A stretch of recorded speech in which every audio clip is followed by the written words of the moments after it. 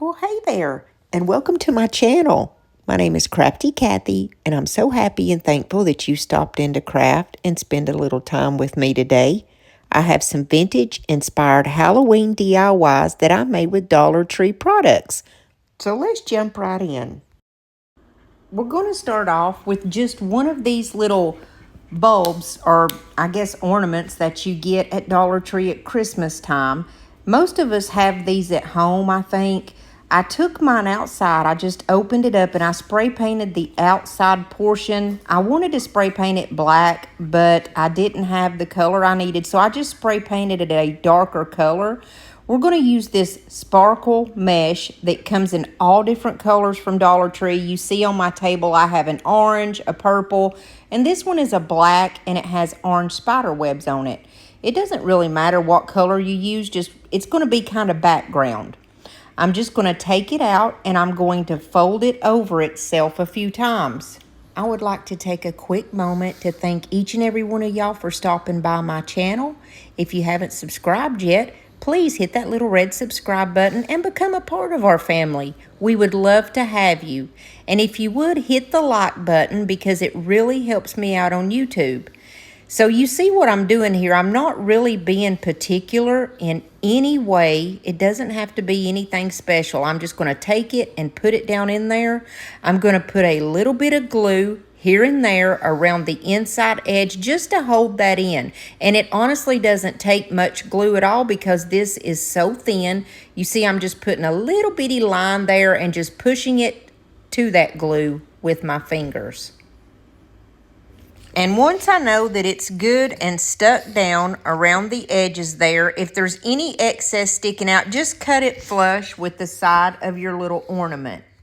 Now, since that mesh didn't totally cover the whole inside of my ball, I'm just going to cut off a little bit more, go the opposite direction, and glue it down the same as we did before.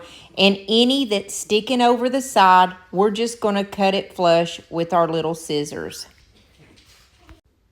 Now our next step is going to be to grab one of these little ornaments. I got these off of Temu. You don't have to have these ornaments. You can use whatever you have lying around that you would like to put in the middle.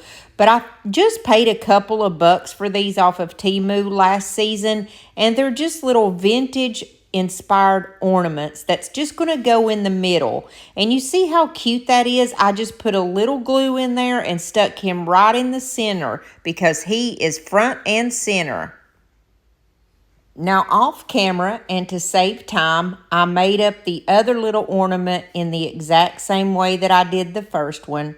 I'm going to cut it flush here and then pick another one of these little vintage ornaments to go in the middle of it. But I got the idea to take that orange mesh and stick it kind of behind it just because this little guy's holding that pumpkin and then the cat's black. I didn't want that cat to get lost in the background because he's a scaredy cat and it's so cute. Now you see this one I'm just chopping it up and cutting it up because I wanted it to kind of flare out a little bit, and I'm just going to stuff it down in the middle. That way it's really going to highlight that cat better than just sticking it behind with the black, you know. So I put a little bit of glue and I'm going to pop him down. I think he is so adorable with that little pumpkin. Now I know that all Dollar Trees are not created equal. Some of us can't even find some of these simple candlesticks. You can even use like this roll that the mesh came off of. But look at this little skull stand, it's called, that I got from Dollar Tree. I pulled the head off of it, and this is perfect to make a little stand so that we can stick our little ornaments up and make them just so adorable. Now what I'm going to do is just put a lot of glue on that little top. If you'll notice where the ornaments go together, there's like a little rounded edge in which you would hang them up with. That's what we're going to glue down so that it will stick real good. But I wanted to show you some different options, like this small candlestick, that's perfect too. Or this taller candlestick, just whatever you have, use your imagination, and it's going to be so cute. Most of my little ribbons and this little small garland I did get from Temu last year. But you can use the ribbons that come at Dollar Tree. I've seen these before where they have pumpkins all around them, and then there's ones with bats. Now, I did, like I said, I got mine at Temu, and if I can find that link, I will share it. I haven't looked to see how much they are this year, but you know everything is going up. But these weren't expensive last year. And I really like to use little garlands and stuff like this to go around my edges because it just kind of brings everything together. So you see I'm putting a little bit of glue and I'm putting my garland on here. Then the last thing that I want to do is put some type of little embellishment on this.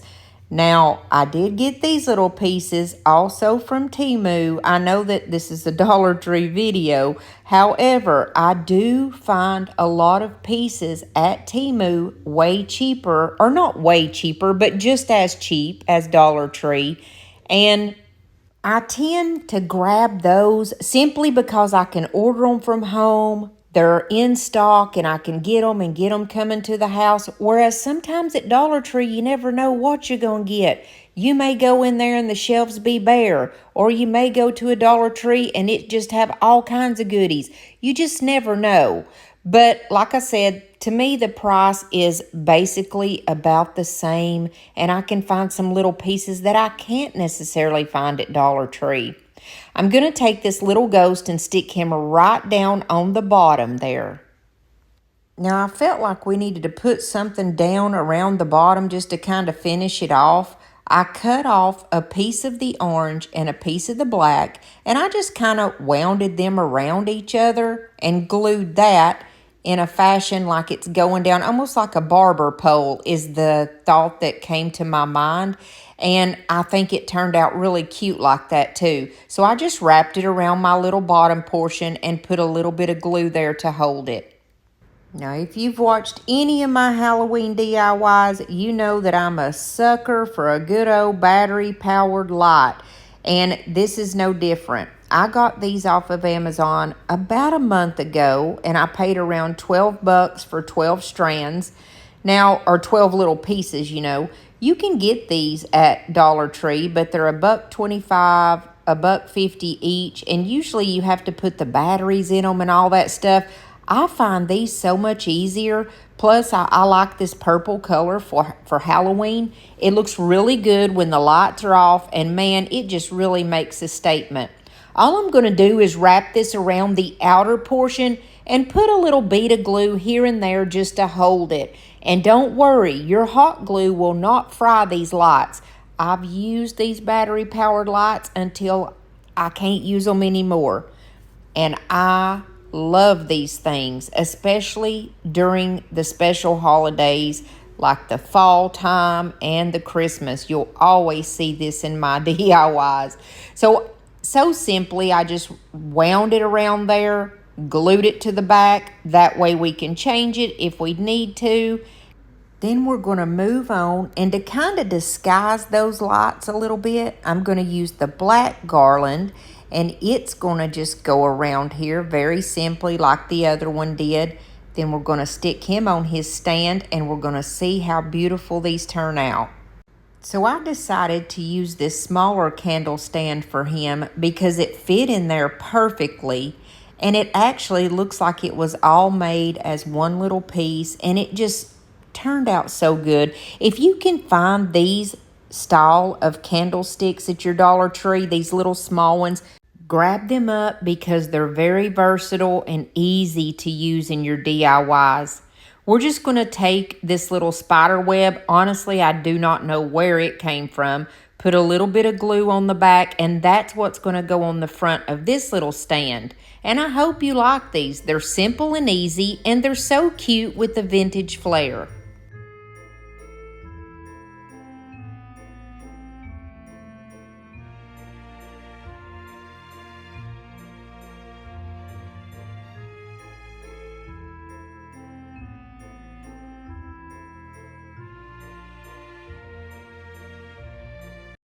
In the Dollar Tree Plus section, you can find these 11 by 14 canvas frames, and that's what we're going to use. This is going to be a very easy DIY because we have a lot of new crafters that are watching, and I want everybody to be able to do something from this video if they want. Now, this little spooky ghost picture is a canvas frame from, guess where? Temu. I should have just called this a Temu video, but I wasn't thinking about it. It's just last year I got so much of my Halloween stuff from Temu, and that's what I'm using. Everything is so expensive, I'm just trying to keep costs down where I can. All I'm going to do is take this canvas, put some glue around the edges, and we're going to glue it around this canvas frame so that we can create a beautiful picture for our walls. When I got to the corners where there was a little bit of overhang, I just cut this slit straight down. You can see me cutting there, and I just kind of glued it around so that it would stick and stay on there properly, and it's going to look like it was the whole, like it came like this, you know, when we're finished. Y'all have to excuse me. It's early in the morning, and I don't know why, but I'm having trouble finding my words today. But you see me just cutting the edges and gluing it all down in a way that it's going to look really nice, and I'll be proud to stick this on my wall whenever I'm done. So after I got everything glued down, I wanted to make sure that canvas was not going to come up because over time, you know, that glue will probably release. I'm just going to use this simple stapler that I got off of Amazon and put a couple of staples in it to make sure it's not going to turn loose on me. Now this thing already looks good as is, but you know me and my string light addiction. So what I'm going to do is take this little pokey Cricut tool. I don't even remember what this thing's called, but I'm just going to poke holes where the eyeballs are and just make sure that it goes all the way through this canvas and that back side because we're going to put some lights back there. And you probably will have to use something like this little tool I've got just to kind of make your hole a little bit bigger so those lights will poke through. Now when you unwind your lights, you're going to poke them through those holes on the back. And don't you worry, this is not going to be an attractive thing to look at on the back, but it doesn't matter because there's nobody going to flip it around and look at it, or I hope not, because it might scare them. It's going to look crazy when we get done back there. But all that really matters is how cool this is going to look on the front. Now, I'm going to let you guys know, it did take me some time to get these lights poked through there because you want to put it on the back and you want to put your tape down so it's not going to move. And at the same time, you're going to have to flip it around to make sure that it's going to look right and that it's in the right place. But just have a little bit of patience on this part, and I promise you, it's really worth it in the end. If you don't want to do the lights, you don't have to. It's going to look good hanging up without the lights. But for me personally, I think the lights give it such a cool effect. Now, once your lights are all on there, you see what I'm saying? It ain't the prettiest thing to look at, but I grabbed some of this blue masking tape because the first thing that I grabbed was that Scotch tape, and that's the only reason why I used it at first. But I really prefer this blue tape because it's going to hold that strand of lights on there where we want it to. And I just put it down wherever I wanted it to go. The extra lights that I had, I tried to make them go to where they were in the ghost body a little bit. But don't fret too much about the placement of it. It's going to look good. And I sure hope you like this one.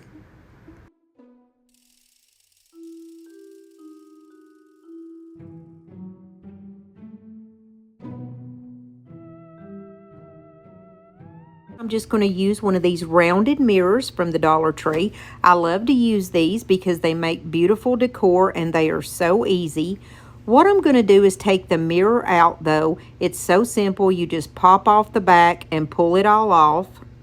I've got some molds here that I want to put on this. Molds are one of the simplest way to take like a Dollar Tree project and make it something so beautiful. This is something that I had previously painted. It is from one of the IOD molds, and I want it to come up off the frame a little bit. So what I'm going to do is use a tumbling tower block and glue that down and glue my mold to that. Now, all of these molds that I'm using are IOD molds. These ones that are leaves, they came from they actually came from this last collection that came out.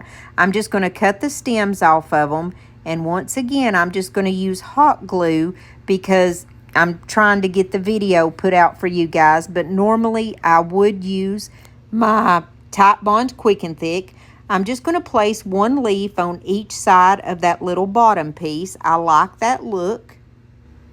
And then I had a couple of little like single acorns, and I'm going to place one of those on the bottom of one of my leaves. And then I like the way that this looked, just very simple. And I placed one leaf with an acorn right at the very top in the center. I'm going to take this whole piece outside and spray paint it with this satin nutmeg, and it is of course Rust-Oleum 2 times. That's the only spray paint that I use. It's always best to go ahead and get your molds on first and then spray paint, but sometimes the projects just don't go that way. I got this gorgeous vintage looking canvas from Temu. It says, "On Halloween, oh mercy me, the awfulest things that you can see. Little ghosts, little ghouls, and witches too, and other things to frighten you." I just think it's so adorable, and I love anything vintage anyways. So all I'm going to do is take the backing that goes in that frame, and I'm going to place it exactly where I want it to hit in my frame. I'm going to take that little fine Sharpie that I have and make my circle around it and cut it out. I'm going to use some matte Mod Podge so that it will stick, because of course these canvas mats are a little bit thicker than like say a thin piece of paper. I just make sure that I have the edges really nice and coated so that it will get a really good hold. And I usually try to flip these over and put something heavy on it and just let it set and dry for a couple of hours. But this day I didn't have that luxury, so I just put it right back in the frame.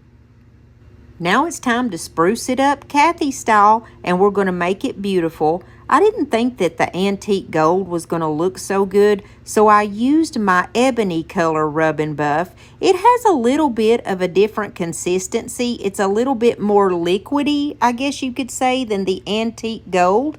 But I do it the same way. Put a little bit on my fingertips and just run it all around. Everywhere that I think that would look good highlighted, basically. I make sure that I go all the way around the corners of those leaves and let it pop. And then my little thing that's down on the bottom, I just make sure that I hit all those high points. And I didn't really go crazy with this. I just added it to the amount that I thought would look good. I didn't want to overdo it. I just wanted to give it a little bit of something extra to accentuate that beautiful IOD molding. They always have the most beautiful molds, and they come out like spotless every time. Their molds are superior to any other that I have ever tried. I tried a technique last week that I really liked, where I used my rub and buff as kind of like dry brush. I just got a very little bit of it on the end of a fluffy paintbrush, and I just kind of dabbed it. I did it where it was very, very little bit on my brush, and I just kind of dabbed it all the way around the frame. I took one of my brushes that has a little pointed tip so that I could get all the way around that inner corner, because I wanted all of that part to be black. And that's just how I like it. I think it's just a personal preference. I think that this look looks good, where you can just kind of dry brush a little bit of that on there to give it, I don't know, it just kind of breaks up the monotony, I guess you could say. And it just brings out things so beautifully. But you know me, if you watch my channel often, I couldn't stay away from the gold color when it's Halloween, and I just ran a slight bit of it over the leaves and the details. And to finish this piece off, since it is vintage inspired, I got these little candy corns from Temu, and nothing screams vintage to me at Halloween like candy corn. And I thought this would be the perfect thing to put on that little bottom part just to kind of bring it all together. And it certainly did, and I love the way that this one turned out, and I hope you do too. Let me know what you think about it.